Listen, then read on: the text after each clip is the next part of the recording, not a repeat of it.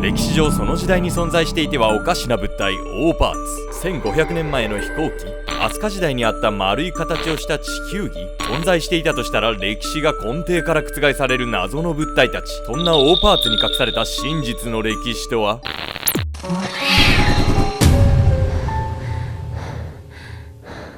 はい、どうもアリコメンタリーのケンちゃんです。どうもやみこです。いや、やみこさん、本日はなんとオーパーツシリーズです。本日はね、第1弾ということでね、オーパーツとは一体何なのかという説明も踏まえつつね、やっていきたいと思いますよ。聞いたことあります？オーパーツ、はい。パイオツなら年がら年中聞いてるけどね、私。 YouTube だからそれだったらおう。1つ目のオーパーツ、黄金ジェットをご紹介していきます。南米コロンビアの古代遺跡から発見された飛行機型の黄金材。その発見により人々は古代文明の存在を考えさせられることになったのです。世界最古の飛行機。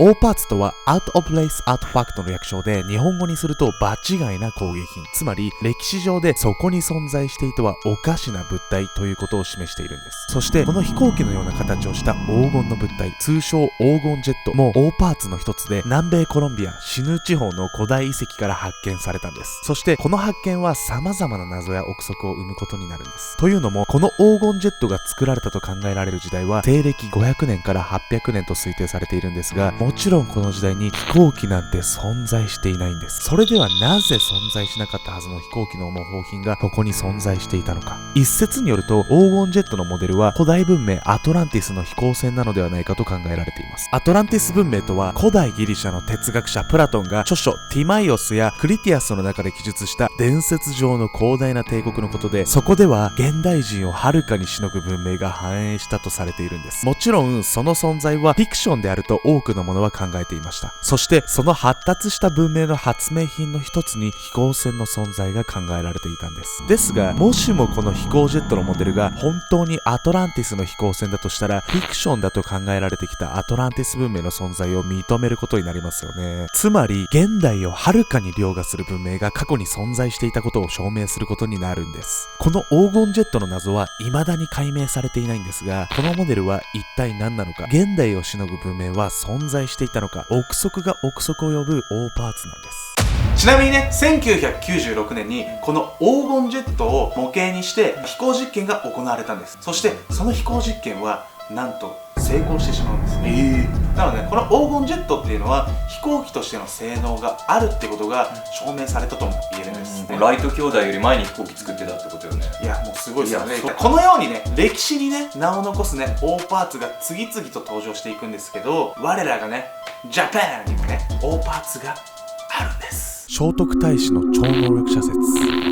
聖徳太子、約1500年前の飛鳥時代に政治を司った人物で、日本人なら知らない人はいないでしょう。そんな聖徳太子が所有していたとされる地球儀がここで紹介するオーパーツなんです。ここまでの説明ですでに歴史的におかしい部分があるんですが、皆さんはお気づきでしょうか。この聖徳太子の地球儀はソフトボールよりも少し大きいくらいのサイズで、球体のオブジェのようにも見えるんです。聞くと当たり前のことなんですが、この地球儀が丸い形をしているということ自体が歴史的には異常事態なんです。今でこそ地球が丸いという認識は当たり前のものなんですが、聖徳太子が存在していた574年から622年は地球平面説の考えが根強く、地球が丸いという考えはなかったはずなんです。地球が丸いことが実際に証明されたのは1000年後の1519年から1521年にフェルディナンド・マゼランとファン・セバスティアン・エルカーノが世界一周旅行を達成した時なんです。さらに日本に世界地図が伝わったのは1602年に中国から伝えられた今与万国全図が最初と言われており、それよりもはるか昔の聖徳太子の存命中には世界の地図という発想自体がなかったと考えられているんです。この地球儀を本当に聖徳太子が保有していたのか定かではないんですが、この時代に地球儀を模したものが存在していたこと自体が謎に満ち溢れていますよね。聖徳太子自体の存在も怪しまれているんですが、もし聖徳太子がこの地球儀の持ち主だったとしたら、彼は一体どのようにして地球が丸いって考えたのか不思議ですよね。噂通り何らかの超能力を持っていたことも考えられるんですよね。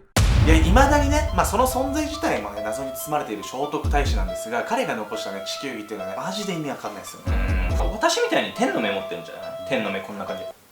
んな感じでこう、地球をね。進撃の巨人か、お前。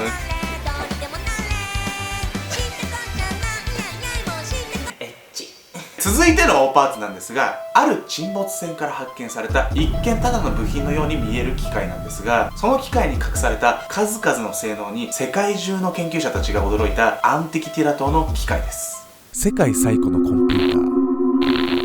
アンティキティラ島の機械は1901年にエーゲ海アンティキティラ島近くの沈没船から発見されました。その表面に記された文字は読みにくく、歯車は石灰化して腐食しているため、沈没船から発見された他の異物と比べるとあまり目を引かないんです。しかしこの機械は発見から1世紀以上にわたり研究者たちを魅了し続けています。その理由とは一体なぜなのでしょうか。アンティキティラ島の機械は発見からおよそ50年もの間、普通の天体観測儀のようなシンプルな設計のままだと考えられていて、あまり深く研究は行われなかったんです。しかしその後、イェール大学に所属する物理学者で科学史家のデレク・デ・ソーラ・プライスがアテネ国立考古学博物館を訪れてアンティキティラ島の機械を観察した際に、その精巧さを目の当たりにして驚いたんです。そしてアンティキティラ島の機械は天体の動きを計算して宇宙の営みを示す機械であり、世界最古のコンピューターと言えるという論文を1959年に発表し、以後25年間にもわたってプライスはアンティキティラ島の機械がどのように動くのかというメカニズムの解明に取り組んだんです。その後2005年に世界中の考古学者、天文学者、歴史家による研究プロジェクト The Antikythera Mechanism Research Project 通称 AMRP が発足し、アンティキティラ島の機械の研究はさらに加速したんです。そして研究の結果、アンティキティラ島の機械は約2100年前に作られたことが判明しました。すげえな。その構造は非常に複雑で、くるくると回る部品や少なくとも30個の青銅製のギアを含む精巧な部品が使われていたんです。さらにそのギアには何千個もの刃とメモリが刻まれた円形の部品もあり、驚くべき精度で時間の経過や天体の動きを示していたと見られているんです。要するにアンティキティラ島の機械は古代に作られたものとは考えられないほど精巧に作られた機械で、同じような精巧さを持つ機械は14世紀のヨーロッパで歯車式の時計が登場するまで現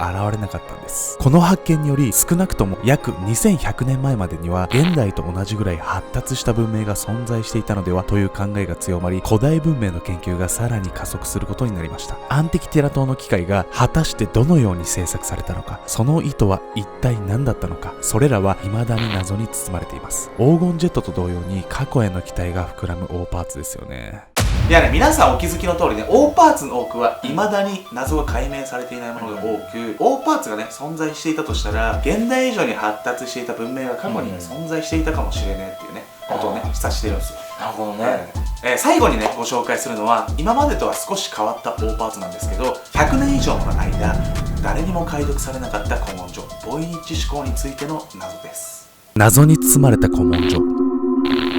1912年、イタリアのとある修道院で不可思議な古文書が発見されました。発見者は古物商のウィリフルド・ボイニッチという人物で、発見者である彼の名前を取ってボイニッチ思考と呼ばれるようになったんです。ページ数は全部で230ページほどで、表紙は無地、タイトル、作者名も一切書かれていないこのボイニッチ思考には、見たこともない文字や謎の植物、女性、先生図のような奇妙な記号などが数多く書かれていたんです。その中身は大まかに分けて、謎の植物の数々が描かれた未確認植物の部、占星術などに関連するような図が描かれた占星術の部、裸の女性と奇妙な管のようなものの組み合わせが描かれた生物学の部、ちょっと想像つきますよね。薬草とおぼしき植物の根にスポットを当てて描かれている薬草の部で構成されているんです。全体としては絵と文章を組み合わせたページが非常に多いのが特徴であり、メッセージ性の強さを感じさせるものだったため、言語学者たちの研究が進めば解読できるものと考えられていました。しかし研究を進めれば進めるほど、このボイニッチ思考の謎はどんどん深まっていくことになるんです。2011年にアリゾナ大学のグレッグ・ホジンズ博士らによってボイニッチ思考の制作時期の年代測定が実施され、その結果1404年から1438年という測定結果が得られたんです。これは思考に使われていた用皮紙を調べた結果から導き出した制作年代であり、実際の執筆年代を示すものではありません。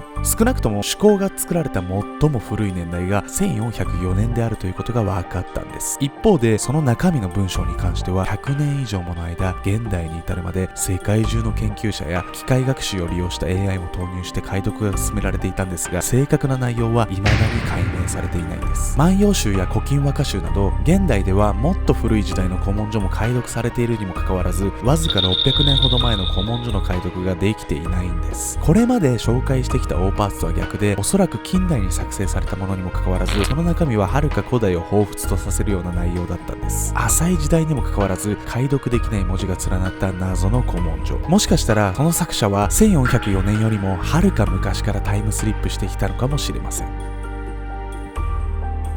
チャンネル登録と高評価よろしくね。